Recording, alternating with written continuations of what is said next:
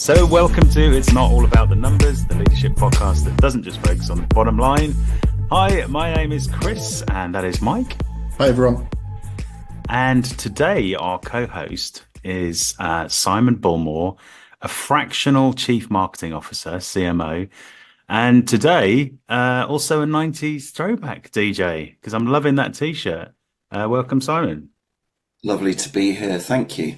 We might need to explain the t-shirt as it is a podcast. How would you summarize that? How would I describe my own t-shirt? Yeah. A desperate cry for help. Well, it's three smiley faces. It's three smiley faces. And black t-shirt, yellow faces. It does stand out.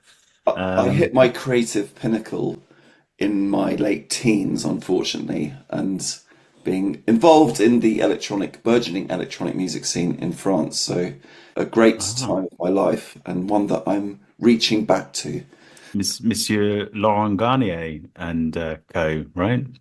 Bien sûr, voilà. Exactement. Anyway, moving on. That's my French exhausted. Mike, how's your week been?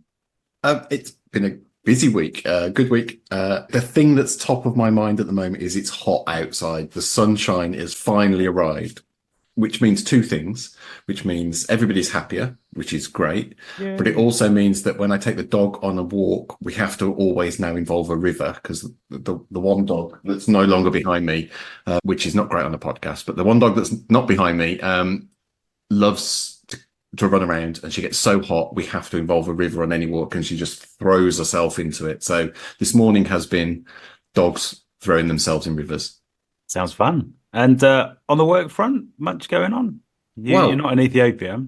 No, not in Ethiopia yet. Been planning a trip to Ethiopia end of next week. So back out there to do some more stuff with the government out there, which will be good fun. And yeah, it's been a Gen CFO Summit week. So we've been doing some Gen CFO Summit recordings in advance, because I'm going to be in Ethiopia when the summit is actually on.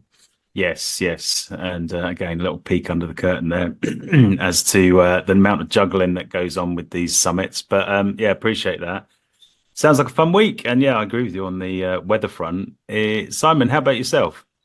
Yeah, totally with you on the weather fronts. I'm going to suggest you rename this segment "What Obscure Sport or Pastime Have You Enjoyed This Week?" Because I really enjoyed your chat with Mark in the last episode about competitive Excel and the fact it's on ESPN, which was quite mind-blowing. I'm glad I wasn't the only one. Well, my obscure sport, I actually got out from behind the laptop and captained my stool ball team to a heroic 7-run loss in match 2 of the Lewis Mixed Stool Ball League 2024. Wow, you're going to have to explain that one. Stool ball. So stool ball is a sport that dates back to probably the 15th or 16th century. It's a predecessor of cricket, baseball, and rounders. So you could think of it as aerial cricket. So a small white ball that looks like a baseball is thrown at what looks like a stool turned into a bat, and then the rest is as per cricket. So I play in a mixed league. You kind of get drawn in by saying, oh, it's a fun thing to do in summer, but it's actually quite competitive, as some of these things can be. But because it's a mixed league, mixed ages, it's in a very sort of nice setting. It's a really fun thing to do on a Thursday.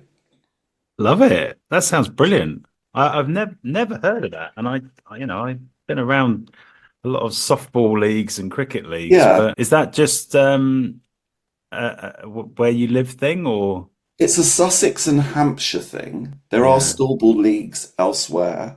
Go to the Stool Ball England website if you want to find out more. That's my plug. Sorry, I should probably be helping you out with the Gen CFO Summit. I'm sure it's all good. It's all good. Yeah. But yes, it's a great game. It's very low barrier to entry, and that is quite easy to pick up, and the rules are quite easy. It is still played in schools in Sussex. There's also stool ball leagues across the world, in Australia, New Zealand, the Basque country for some reason. Yeah. I think because it's a fun and easy game to play. Throw the ball, hit it, run around, which is excellent. Recipe for fun in lots of places. And to those who don't know, obviously, cricket was, I think, invented in Hampshire, right? So there seems to be quite a deep history of cricketing bat and ball games. Yeah. Yeah, maybe we can bring that in. The algorithm's gonna pick this up, Mike. It's gonna challenge our dog walking audience as well. Well, I mean, given the linguistics earlier, I thought we'd start talking about French cricket as well, and that's probably the extent of running around that I do now. Stand still, don't let the ball hit your ankles. Excellent. You know, the French call French cricket English cricket. Right. I mean, I made that completely up. How about on the work side? So yeah, I've had a really good week actually. One of my customers is well advanced in raising some well-deserved and needed funding, which is exciting. And my other bit of work, I help run marketing for a business and a business school for young people. So it's to help young people learn how to make money digitally, but do it in a safe way, keep them out of the slimy grip of the snake oil merchants that are out there, people like the Andrew Tates of this world. So we're launching our series of summer events, which everyone should check out. So if you've got kids between 18 and 25 who are interested in making money online, that's my plug for the work that we do. And we've got it's free. It's free. There's free and paid for stuff. So there's something for all the family there. Well, we'll definitely come back to that because I think that's really interesting, actually. Yeah, you're right. I think that the more that we can mentor people to get stuff right, the better. So yeah, my week, as Mike said, it's been a busy one in my world. But actually, alongside the summit, we've been going through the Digital Finance Function Awards shortlist, and we just finished it, and I've just finished recording the shortlist announcement, which is going out next week. And it's fantastic. I have to say, like when you actually see, change in a nutshell, when you put through these nominations and you read them one after the other, large company, small company, people making change, people making organizational change, people taking on risk and winning, and then there were a few failures in there as well, which was quite good to see. Trying to celebrate that as part of our awards was, it was really inspiring just to get that list together, to be honest with you. So that's kept me busy this week, as well as preparing for a massive weekend in the Argent House, Eurovision finals, grand finals. So I think it's a bit Marmite. You might love it, you might hate it. And as an old school DJ, Simon, I'm probably thinking you're way above Eurovision.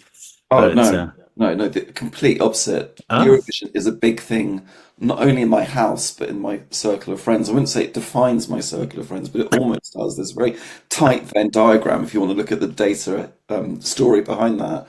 And my family as well. So, I mean, we literally have a laptop to the side while we're watching, and because there has to be, such intense chat and debate, from costume changes to do we expect a key change here to all of that sort of stuff. So yeah, lots of drinking games, bingo, and that kind of thing. It's just preposterously good fun, and we all need a dose of that occasionally, I think. Oh, here. Mike's looking shocked. I mean, I've got a question, and it's not related to Eurovision, and I feel like I shouldn't ask it, but I actually think I need to get us all back on track, because I think so. My question's on the Digital Finance Function Awards, Chris. Actually, in the shortlisting, I just wondered, you've gone through all of this process, and you've got the shortlist now.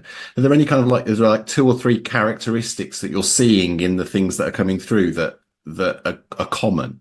Is there anything that you sort of point out? Yeah. I think, like, first of all, it's clearly a team sport. Like, I think a lot of people are saying, I don't know whether I want to put myself in an individual category, like a leader of the year, or a rising hero of the year, which is the category for sort of people who are supporting change rather than leading the change. And there was a ton of entries for the team of the year. So I think, first of all, it's clearly a team sport, and as much as one person kind of can be seen as the figurehead of it, there's an awful lot of people that you need to get on board to do it. I think the second thing is people are taking risks, like it's the ones who kind of are thinking differently, thinking outside the box, who are happy to sort of maybe do something a bit contrary to what's expected, um, and own it as well, which is, I think, is quite a big risk in an organization when you start saying, you know what, I've got this, and you're not expecting me to do it. And, if it fails, you're probably going to criticize me a ton, but I'm going to do it anyway. So I think the risk taking element of it is another trait. And then obviously just the hardwired link to, onboarding technology, because, a lot of the awards are around, getting transformation done, but, the step change is implementing the technology. And, that technology can be anything, from an in-house app to something that's bought in to a massive enterprise tool. But yeah, it's the appreciation that the change is accelerated with the technology, which is sort of the third thing. But yeah. Well, that's really interesting. And I really like the kind of the team element being drawn out there. I'm conscious, Simon, that I've tangented you away from your exuberance around Eurovision, which I can be just as exuberant about change. That's good. I think it's an awards. It's still an awards, isn't it? It's a competition, and some might call it the Eurovision of the finance world. The Digital Finance Function Awards. Who would that someone be? Some might say. Well, your marketing team, I think, should pick that up. Might say, which is a beautiful segue. Thank you, Simon, for getting us back on track. So, what happened this week? So, I actually met up with a business leader who'd been working in enterprise quite a lot, and again, it was super relevant for this episode. They had been working in enterprise for a really long time, and super commercial, super kind of savvy when it came to buying and the whole commercial side of business, supply chain. And they'd probably been in enterprise for probably 20, 30 years. And they asked me, Chris, can we sort of get together and have a chat about what I did? Because how did I move away from enterprise and do what I do today? And they started talking to me about this term fractional, and wanting to be like a fractional COO or a fractional, commercial director. And you start Googling fractional C-suite, whatever the role might be, and there's tons of organizations, tons of people trying to set things up. And then obviously, Simon, you are a fractional CMO, so it'd be great to get your take on this. One thing that did sort of strike me when I was researching it, though, was is the fractional trend just a case of independent consultants reinventing themselves, or is there something different being offered in this kind of gig economy? It's quite a big question to kick things off. It is. I think it's a good question. I would preface my response by saying I'm quite early in my fractional journey, but I have been a consultant, I have been in an agency, and I have been in-house. So I've experienced everything. So but I have been learning, and I'm part of communities, and I'm trying to build up my knowledge of what it really takes. So my take on fractional is that it meets a need for businesses. And the need it meets is for someone who has a relationship that's deeper and more, let's say, loyal to the business, but brings the sorts of skills that would be very expensive for them otherwise to access. So a fractional relationship is normally a long-term relationship. You pay, as the name implies, a fraction of the cost, but what it means is that you've got that top level skill set, that experience and that knowledge that can allow you to do whatever it is, manage your operations, manage your finances, grow using marketing, and not make mistakes, but not miss opportunities. And so there are lots of different sorts of relationships that fractionals, sometimes you are literally joining a business that doesn't have any money, and so they might give you some equity as a way of kind of incentivizing you to do the job and to stay with them.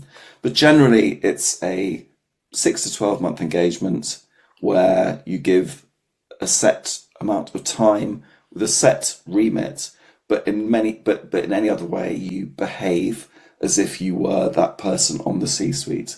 And I think that's the key difference between a fractional and a consultant, is that you kind of almost have the best of both worlds. And that was the appeal for me, in that you're part of a team, but you're an outsider. So you are almost expected to challenge, that kind of thing. So to your point about what does it give you? Well, it perhaps gives you that distance and that perspective, slightly disconnected from the organizational politics and the power and, who's this, that allows you to challenge. It allows you to, be a bit more fearless perhaps when you're leading change, but it also allows you to make a good contribution. So yeah, so I'm 4 or 5 months in and really enjoying it, because I've kind of got back that feeling of really being part of a team, as opposed to when you're an agency, you're kind of slightly separated and you've got different ways of working.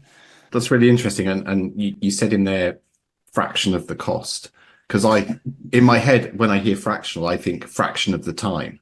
So that was my kind of follow-up question. Is fractional actually another way of saying part-time? Probably. And I just think it probably, yes, fractional is probably sorry, I've said probably 3 times now. Fractional is perhaps a better way and a sexier way of describing just effectively being part-time. I think it's supposed to imply that you're getting a slice, but it's the right slice for you. I feel like I've danced around that question, but yes, part-time, but it is, yeah.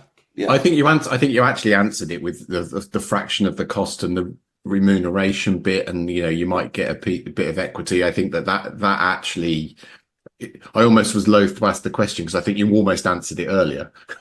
Yeah. But I suppose if you think about like the traditional breakdown of a working day, right? It was, full-time, part-time, and permanent or interim, temporary. But I suppose this is acknowledging a bit of a shift in the labor market, right? That you can effectively buy an hour of a very senior person or experienced person's time. And that is different to consulting, because I think consulting would be, I want to deliver a project, I'll be on it full time and I'll get it done as quickly as possible. Whereas almost like the fractional role seems to be more sort of strategic in nature, and you actually need to dip in over time rather than delivering something super specific, which is the nature of strategy, right? You take your time, to sort of see how the company's turning. If you were employed as a fractional CMO, on a daily basis, you'd basically be their CMO. So, are you working more sort of strategic? That's a really good question, and it depends, because there's one organization I'm working for that it is more that strategic guidance, which is what they need. For another, I've been actually very hands-on. I've almost been a fractional marketing department, but that was kind of part of what I was expecting to do anyway. One of the main benefits, I believe, is valuing your time and what you do really carefully. When you're full-time, it's almost, you can deal with all the problems that are labeled marketing or growth. Whereas when you're fractional, you really have to say, well, this is you. We know that we can only deal with a subset of all the big problems that we've got at the moment. Let's really focus on what's important. And I suspect it's the same in fact, I know it's the same because I'm quite close to a couple of sort of fractional CFOs. And really what they're doing is dipping in and going, are you paying attention to the right numbers? Do you have the right systems? Are you not going to make a complete mess of your accounts, VAT, tax, share options, etc. And actually that level of experience is really, really valuable to startups, because often what kills startups or fast growing companies, you look at Kazoo, they sold £2 billion worth of stuff roughly by my back of things, but they're kind of looking for administrators now. And something's obviously gone very, very wrong there. I don't know the whole story, but you can just see that it's sort of a but I think, to your other point, why is this happening now? Well, it's because people have identified the need, but also the pandemic happens, and there's a lot more demand for this, and there's a lot more supply, and so it's become more of a thing. And I think I actually think it's, well, a little bit biased, but I think it's a good thing. I think that just the way that you're describing it and thinking about it, it sounds like sort of like the traditional role of like a non-executive director in the board, sort of sitting outside of the organization, but being experts and bringing in kind of like that oversight at the really top strategic level of a company. What you're describing is, say, for startups and smaller organizations, bringing in some of that into, like, I'm not sure of exactly how to frame it, the kind of like the grind of the company, rather than being like, we have a meeting every 4 months. Exactly. I think that's it. And actually setting yourself up for success is really important. I wish I had had access to a fractional CFO when I was building my agency, because we made some terrible mistakes. And actually, the way that we planned our growth kind of presented us with so many challenges. And so actually somebody who could have said, who's maybe been on that journey, who is going to be with us for long enough to care, and how you make people care is different. It would have been really valuable. I ended up, you end up as a small business owner kind of asking your dad, your friends, people that you meet on podcasts and that kind of thing. And that's I think that's fine. It gets you a long way, but you want something a bit more structured. But I think also the C element of it implies responsibility. And so actually for me, even though I'm only part-time, I feel I'm responsible in my mind and in my customers' minds for how they talk about themselves, how they present themselves, etc., within the bounds of the resources they have access to. And I suspect it's the same for the CFOs. They share that responsibility for the financial health of their business. And actually that's what I think that's the key. Again, it's the key difference. There are as many different structures of this as there are sort of businesses. I suspect everything will be nuanced, but for me, and again, I'm not setting myself up as a mouthpiece for the fractional community, but from what I can see from being part of Slack channels and other communities and etc., it's a slightly deeper relationship. Is that what sort of attracts you to it now? Just talking a little bit more about Simon, rather than the nature of the role. Yeah. Is that what you like about the role? You've worked in enterprise, you worked in agency, and now you're sort of working in this way. What is it that you like about it?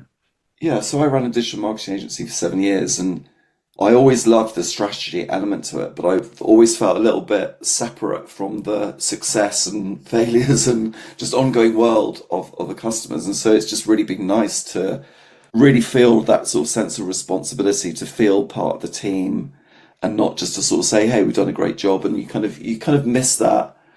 I think it's that sort of camaraderie and that sense of building stuff. I've always loved building stuff. I started off building being a sort of amateur carpenter, and then amateur coder, and then I'm going to say professional, but slightly amateurish marketer. But no, that sense of building something good and healthy that serves a purpose and serves a community and is a fun place to be. I love that. And actually, being part of a team, and I really enjoy being part of different teams as well, very different flavors. We've got one which is much more youth oriented, and so it's a very different way of working. And then the other business I work for is a sort of effectively a data infrastructure blockchain business, but again, fun in its own way because it's intriguing technology. So yeah, it's that sort of, it's a rich experience. I'm really enjoying it. It sounds, how you just described that, it sounds like the agency model is very transactional, right? So you get a project, to get a piece of work, you deliver the piece of work, and then you go away. And actually, once you've handed it over, that's it. Whereas it sounds much more like this is, and obviously you said it in when we were talking about the fractional stuff a minute ago, but you're much more bought in, and actually you have the idea, you deliver the piece of work, you deliver the idea, but then you see it through. And I think that sounds like part of the difference. I'd say so. One of the things I loved about being an agency owner is being an owner. So as with lots of people, autonomy and agency with a small a is for me a really important part of kind of being happy and having good mental health, and you do get that. Being an agency also comes with other, clear sets of expectations and challenges as well. And actually, fundamentally, those challenges are part of why I wound the agency down. And so, in some ways, you lose that agency when as soon as you're delivering work for a customer, you are kind of in their grasp, right? Rightly so, because when you pay for an external company to do something, you want them to do it. You hold them into account for that, and so that is your focus. And actually, I'm finding that I've almost got a greater sense of freedom because I'm part of the decision-making process. And so anyone that's interested in making that, I think actually being able to shape things for yourself in the service of the business that you're working for is a really good thing. And actually, again, I've almost felt a sort of renewed sense of freedom by doing this, which is why I'm sort of, wearing silly 90s era rave t-shirts on a Friday and recording a podcast, This which is I probably didn't have to do before. yeah, no, I love it. I love it. I just wanted to go back to you were talking about the project that you're working on with sort of 18 to 25-year-olds, I think. Could you just tell us a bit more about that? Because that sounded really interesting. How like maybe acting as a mentor. What's your role in that? Yeah, I mean, so university is a business and a business school for, I said 18 to 25-year-olds, but really it's for 16 to 25-year-olds. Okay. It meets a poorly served need in that young people are acutely aware of the precarious nature of the economics that surround them. They've been really adversely impacted by the pandemic. They see, and by the cost of living crisis. And actually, that's resulted in a groundswell of demands from young people to make money. 75% of young people want to run and own their own online business. They want to make money online. But right now, schools just aren't set up to meet this need. And it's because, effectively, it's in a fast changing environment online.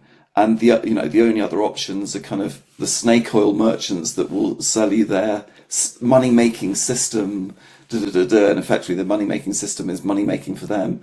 So there's a societal risk because a lot of people are now being drawn into Andrew Tate's. I'm not going to even mention the business, but those sorts of people are out there preying on this demand and this fear that children have that they can't, they won't be able to support themselves. If they don't know these skills. And so that's what we're trying to do. We're trying to create structure. We're trying to create young, ethical and successful business people who are doing the right things for themselves in the right kind of way. And they're not just chucking money at the platforms and at people that really don't care about them. And so they've got a great team behind it. And we're just starting to launch our programs. We've had amazing feedback as well. That people are loving it. So that's really good. Yeah. I mean, knowledge is important. Knowledge is power. But sometimes we just need to direct young people to the right places. I mean, it sounds amazing. I've seen on your LinkedIn stuff that you've been doing with the university, and I've been really, really interested. Probably because both of my kids are in the age range that you're talking about, right? Yeah. Really intrigued by the schools bit, and just sort of digging into that a little bit. So my youngest son at the moment, literally today, he's been doing some GCSE exams. And I wonder if one of the problems is that, and it's not just in this space, but just generally, schools aren't teaching skills. They're teaching kids to pass exams. So actually the exams are sort of set as a measure, but actually some of the things around digital literacy, the data literacy, what you're talking about, marketing financial literacy, it almost don't exist, I don't think, in the curriculum. So there is a provision and there is a requirement for schools to do work experience and to help students with careers. Unfortunately, I think it's one of those things that tends to be a tick box exercise because we probably don't have to delve into the reasons behind it, but schools are hard pressed, teachers are hard pressed. And so generally when it comes to career and work experiences, unless you come from a school that's particularly focused on it or a private school, you generally don't get it. So only 17.3% of kids actually get real work experience when they, during their final 2 years. And so, and that's worse in underprivileged areas as well. So again, your background has a huge impact on your work experience. And all the OE research shows that when young people have meaningful work experience, they will go on to greater success regardless of their background. It's particularly important for people that perhaps don't come from families where, where perhaps, or they've come from families where perhaps employment has been an issue. And so that work experience becomes even more important. But yeah, as I said, unfortunately, and particularly more recently, how do you give people work experience when they're not in school? That kind of thing. So that's part of what we're trying to do. We're trying to give people actual work experience by giving them the skills and then getting them to do challenges that get them working. So we get them out of the house and running little businesses of their own and setting up businesses online. So they actually do stuff in the community as part of university. And hopefully that for some people that meets a need that's currently can't be met by schools.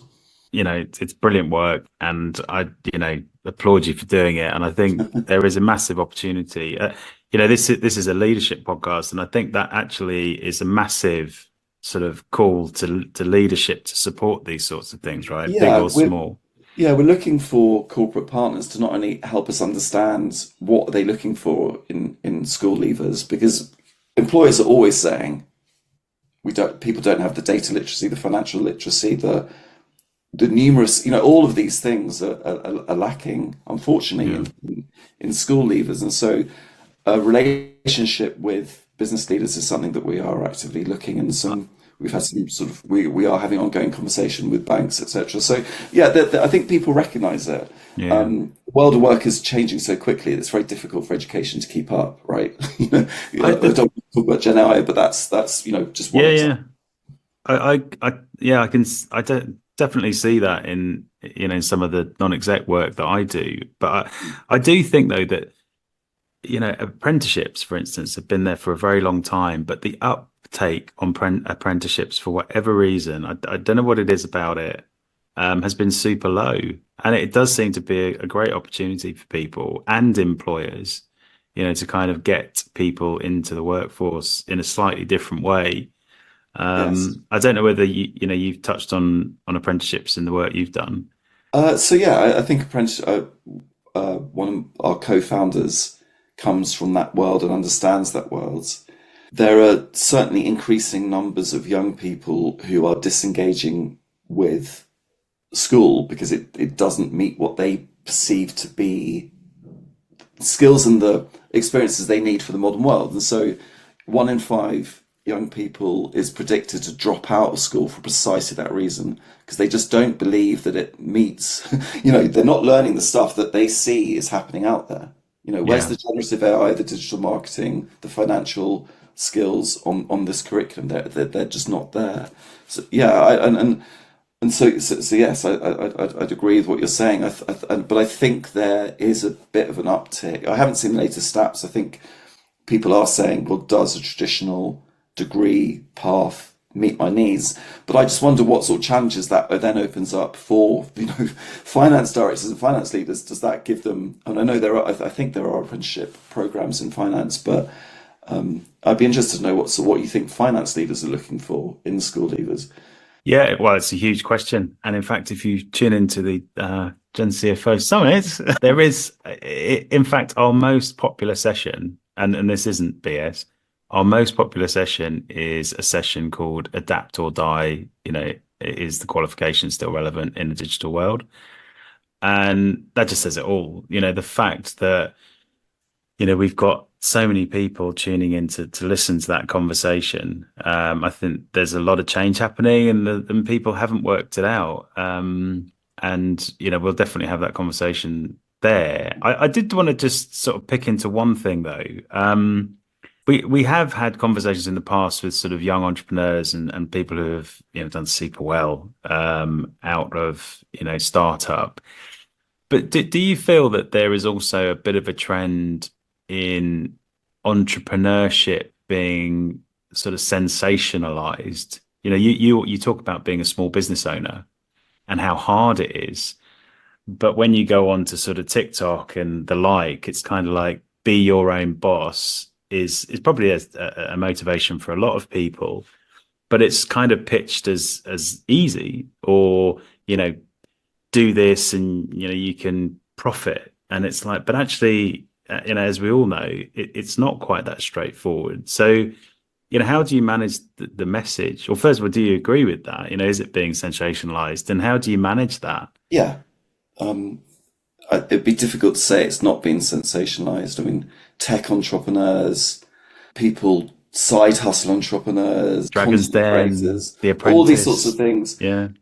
have raised the profile of it being an avenue that seems accessible to people, right? It seems if you've got Instagram and you've got a phone, you can become a content creator, and some of them go on to make money. Perhaps the most important thing that we do on our program is to talk about mindset and to talk about exactly that. And to sort of change, slightly reverse the expectations to say, yes, you do have it in your power to do it and we'll support you, but you have to do things like you'll have to embrace failure. You'll have to recognize your gaps, and you'll have to drive yourself, and you'll have to go through adversity. And so those are really useful skills, and I think they are good life skills. Yeah, I really don't want to get into kind of the sort of the pros and cons of TikTok and all that sort of stuff, because there is some stuff there that's really easy to criticize. But actually, I think generally, and it does create sort of full sense of what people can do, because only a few people can make a living, make millions. But actually, lots of people, it's easy to make a living. And actually, I think that's the most important thing, is to say you may not be the next Gymshark, you may not be the next Mark Zuckerberg. But that's okay. You don't need to be well known and Instagram or TikTok famous to earn a good living from a side hustle, or to set up a small agency or whatever it might be. And so actually understanding what you want to do, having the mindset is very much part of what we do. So sort of helping people find their purpose as part of this, and actually saying, how could you benefit the people around you, not just financially, but how can you help the community? I'm really enjoying this conversation. Partly, I've worked with Simon before, and what I love is the confidence with which you say statistics. So the statistics that you've used, they may or may not be true. I'm sure they are true, but it's the way that you say them with such confidence. I love it, and you've always done it. Percent of this, 17.3% of that. I loved it. Just wanted to reflect on something that we were talking about a minute ago. I'm not going to let you come in there. I thought it was really interesting, the conversation around apprentices and degrees. And I think that, again, I mentioned my children earlier, they're going through this process of thinking about what they want to do. And I think money becomes really, really important in that decision-making process, because the cost of a degree now is so high, and the debt that you go into is so high, but also the societal value that is put on degrees because of decisions made in the past around people going to university, and 50% of people going to university was a target, means that apprenticeships and the such like became poor relations. I think that's going to be changing as people realize that you can get paid whilst you're learning and doing your apprenticeship. And that's certainly a conversation that's going on here. Yeah, absolutely. It would be remiss of us as a society to not reconsider the role of education, particularly now when things are changing. The perception is things are changing so quickly. Yeah, the money is not something that we've been traditionally comfortable talking about, like our personal finances, as part of decision making. And I think at some time we're almost encouraged to not think about it, but Yeah. actually I believe it should be an important part of the decision making process. Do you believe in this enough to spend 15, 20 years after that paying it off? Yeah. Or are you just doing it because that's the expectation that maybe put on you by your family? I'm sure not your family, Mike, but and I think that's why other people, I met with a business colleague recently, and she was telling me how her son is, again, likely to reject the traditional path, a very, very bright lad, but because he's really switched on about money, and he's like, I know I can make money. I've been making money this way. That's not that's not what I want to invest in. I want to invest in something different. And I think that's really interesting. That's really interesting, because I think that actually this back to the school system. The school system is very much on that pathway to university. It's clearly that is successes. However many people have got this many GCSEs, that many A levels, they've gone to university, they've done this, and I'm seeing exactly what you're describing. There's that challenge now. It's like, actually, no. And I think that's what's going to drive some of the changes that are going to have to happen in the education system. Actually, a question back to you, and I guess to the finance community is, how much, what's the expectation of what the real future skills of a finance person will be? Given that so much is now automated and we've got generative AI that can answer the questions, pull together reports. Because certainly in my sector, the skills that we are predicting are going to be important, are probably things that maybe are shared with them. So things like critical thinking, problem solving, strategy, creativity, all those sorts of things. What is changing in terms of skills in the finance sector because of automation and AI? I'm going to take that as a question, and I'm going to throw away the question that I had, and I'm going to actually answer that because so I'm going to, as you listen to the podcast, at this point we tend to ask a question and try and answer it, and I think that's a super relevant one. In fact, it's much more interesting than the one that I had for you. So I'm gonna try and answer that one. Look, I think as I said, this adapt or die session at the Gen CFO Summit is the most popular because everyone's trying to work it out. And there's a phrase in the industry about being work ready, and actually, is the qualification, early career qualification, actually about getting you ready for work, sort of, employable, or is it something else? And I think, maybe pre the digital revolution, the professions and the qualifications that related to the professions did just that. They prepared you for the work you were going to do when you got into the office. But now, and this has been happening for decades, right? But you're overlaying the business skills and the critical thinking skills and those, what were referred to as sort of soft skills, but they're actually quite hard skills in reality. And then again, you start overlaying the digital skill set and appreciation of, data and decision making and analytics and automation. All of a sudden, the professional qualifications look quite a long way away from what is work ready. But I suppose the question is, should the institutions and the awarding bodies move towards this changing skill set, or is it on the companies and the individuals to pick it up, post qualification or post university? And it's a bit of a argument as to who should be doing what at this stage. Sorry, there's something in the notion of how we think about careers and all of this, and I think back to the research that I did when I was doing my master's in business psychology, and one of the things that was certainly emerging in the noughties was this idea of different sort of career mindsets. So if you've got more of a kind of a protean career mindset, it means that you're really kind of embracing what it means to be a part of a profession, and part of embracing that is sort of taking responsibility for your skills. And I think I would certainly encourage anyone to be responsible. It's almost, I think, one of the first things we need to develop is that idea of a growth mindset. It's like, actually, it's my responsibility. I understand that probably my relationship with my company is not going to be long term. It's very unlikely to be, and therefore I'm responsible for my development and how I am, understanding where the industry is going. So companies just don't do that for us anymore. They don't take us on these neat, I think maybe in the civil service you might get this, and I know that my wife's experiencing it as part of kind of the NHS sort of council work that she's doing.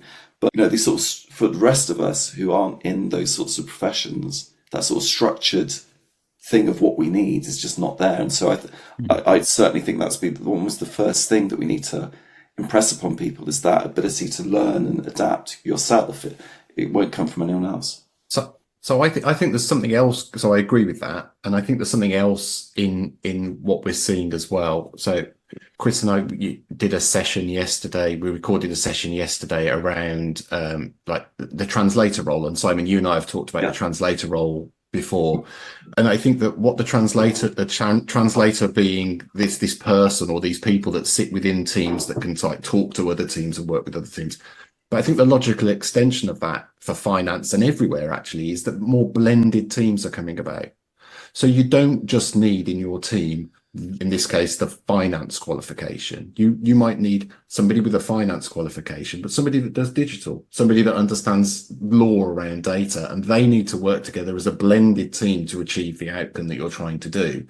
And I think it's almost like that's the change. So you're definitely still going to need accountants, right? You're going to need people with accountancy qualifications that understand how it works, but they're going to need to work with somebody who can build an app and somebody that can navigate GDPR around data and data protection law, rather than you sit in a room on your own with 100 other accountants on spreadsheets. And that implies knowing and caring about your domain and the role that your team and the business plays in that domain, which is backed up when we did some research a while ago at the Open Data Institute into kind of the data skills that people really need. And actually what businesses were saying wasn't we need lots of people with data skills, we need people who appreciate what data can do for us, but also who can apply that to the domain in ways that aren't weird or are actually going to work. And so you know, the kind of work is becoming increasingly transactional. And I think the best deal that finance leaders can make, what I would suggest, is to say, while you're here, we will develop you, but not with the expectations that you're going to be with us. We're here to be part of your career advancement and enhancement. So we'll give you those opportunities. And that doesn't mean my recommendation, very amateurish, I know nothing about finance, but I'd certainly from a learning perspective would be to have that mindset to say, while people are with you, you will still do your best to develop them. And yes, there might be modules that are very relevant to your company in that situation, but almost have that mindset that you're just there for a period of time and you can make it really good while you're there. And development is part of that. Yeah. It's a great conversation, and I love you, advising the finance world. I was going to advise the marketing world. Maybe we can just I try to do that with real respect because I know that there's no way I can, but I think but this is a general leadership podcast, right? And I think obviously I have my slant and everyone has their slant, but I think and just to emphasize that point, right, that there's 30, 40 sessions next week, but the top 5 sessions, right, are about adapt or die, as I've said. Copilot in Excel, that could be for everybody, right? Leadership traits of a modern leader, that is for everybody. The visual CFO, that could be visual CMO, visual CEO, Transformers, finance in disguise. Yeah, that's a great one. Transformers, marketing in disguise, whatever. It's all about the sort of, the change that we're talking about. It's clearly in need and in demand because people aren't getting it from the institutions. And I just wanted to make that point that, yes, the finance community is evolving, but I think everybody is, in this space. And you just touched on Gen AI and, the shift that's made in the creative industry, like much more than in the finance industry. Chris, I get a feeling that you didn't quite answer my question earlier, so I'm going to hold you to that if that's okay. Oh, dear. And I wanted to try and understand to what extent automation and AI is is it actually changing already, like job descriptions and the expectations, that kind of thing? You probably did. From what I've seen, from the conversations I've had, and our community is quite a broad church. Not really, if I'm being honest. Okay. We tend, it's a bit of a cliche, but we tend to work with numbers and spreadsheets, and Gen AI functions okay in that space, but it really isn't the same as working with language and the creative side of things. So I think that's directly impacting the world of the CMO, the creative agency, but it's less so. And actually, I'd go one step further, right? We had that chat with Mark last week, who's an MPV, like a promoter almost for Microsoft products. And, he was saying, look, people can't understand what Copilot is giving them if they're in an Excel spreadsheet or if they're working in the numbers. And that's a huge risk. In fact, you shouldn't be using it if you can't explain what the output is. Whereas obviously when you use it for language, you can read it and understand what it is. They're the same risks and issues, I think, with language and numbers. They're probably more problematic with numbers, or I suspect. Yeah. And that you need to know formulas what you're and being coding. given makes sense. Yeah. I mean, anyone can go into ChatGPT and say, write me an article about what a fractional marketing CMO does. And you can do all this, but you need to be able to know whether what it's giving you is just a complete load of Yeah. And the point that the point there is the same numbers, right? Well, I was going to say actually that the point that you're making there really, really well is that with language, with what you've just said in terms of fractional CMO, you can read it. You can tell if it's nonsense when you read it. It might be lying to you, but you can still work out whether the words make sense. But with the numbers, you just got to go on trust. Well, but I think it's the same with the words as well. Yeah, no, as I was saying it, I thought that.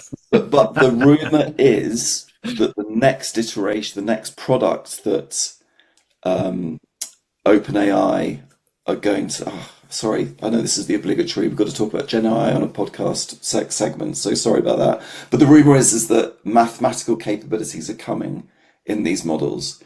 So that ability to process and understand numbers in a mathematically sound way and to check that, apparently that is coming. So that it is there now. It's just right.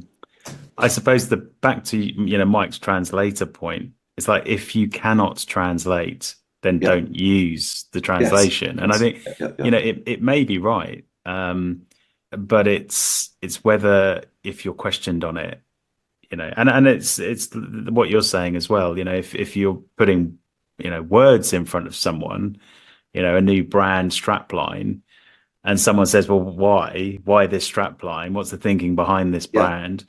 If you can't explain it and just the answers, well, it looks good. ChatGPT gave it to me. It's not good enough. Yeah. And it's the same. It's the same both ways. And then the risk is, do you use it or not? Do you use it without it being questioned, without being able to talk to that? I think you have to really know the tool that you're using and its limitations. 93% of marketers, just to throw out another stat at you, Mike, are using generative AI in their work every day.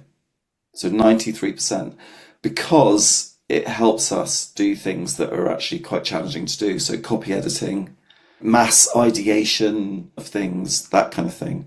And that, I think, reflects perhaps an optimistic view of AI, and that maybe it does save us from some of the drudge work that's built up over the years in lots of different functions. And that's what I'm finding, is that it's giving me the opportunity to do what marketing should really be about, which is it's a creative way of connecting people together. And so my hope for AI is that it frees us up to do more of the problem solving translation work, so that we can create more value as professionals and do more of that kind of really fundamental work, which is strategic, coming back full circle to what we were saying. So that's my hope for AI, is that it kind of, the same way the Industrial Revolution kind of helped us perhaps make work safer, and well, you can argue whether it did that, but fundamentally it changed the way that we did that kind of work, and then hopefully maybe it will liberate us from the more boring elements of knowledge work.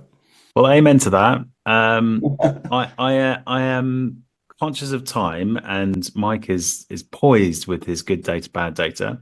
Yeah. So let's have a chat and a wrap up with some good data first. This looks fun.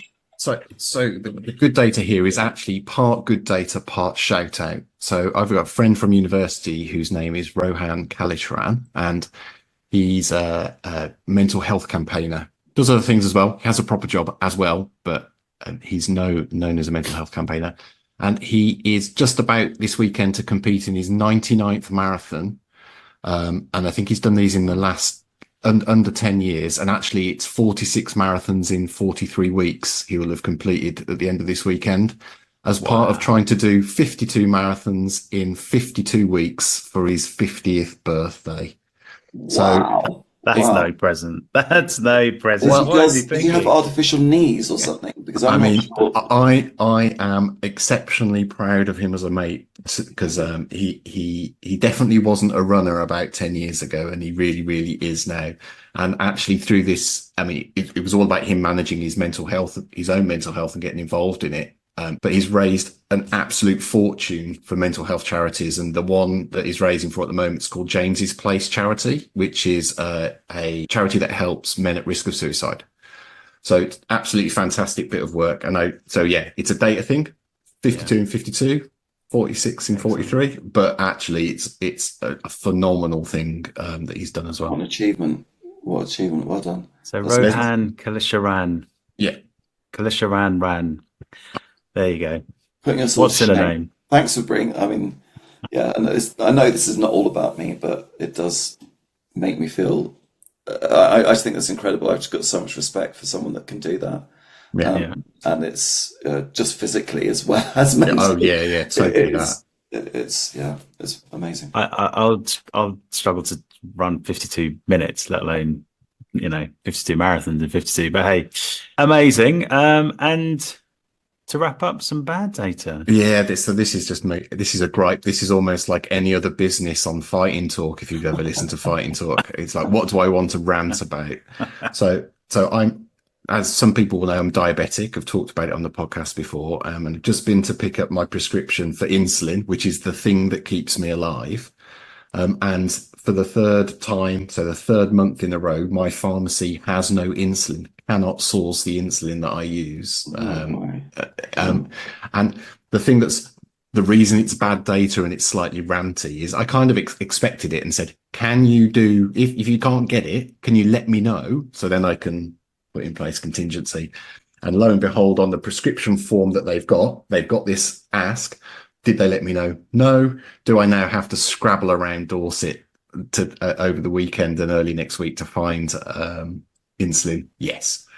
That's crazy, isn't it? It's fine. I've got enough. As it's kind of keeping you alive, sort of thing. Yeah, I've got enough. Don't worry. I will still be here next week, so I've got enough to see me through. But it's just frustrating that I mean, the system works brilliantly. Most of the time it works brilliantly, but when it doesn't work, sometimes it can be a real I pain. think you've missed a trick there, because I actually think that you should have maybe left it on a cliffhanger saying, I'm not sure whether I will be here next week for the podcast. I'm sure we can edit. I'm sure Chris can edit that. No. I wouldn't wish that. And this podcast production isn't ensuring Mike's whatever it is, death in service.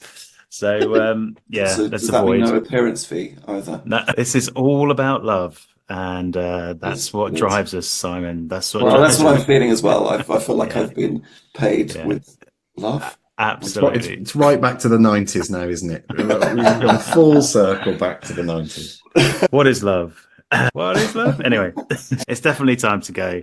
But that was brilliant. Again, a very wide-ranging conversation, but really interesting. Simon, I really appreciate all your candidness there, and bringing some different points of view as well, which is always good to see. How can people get in contact with you if they're keen to speak?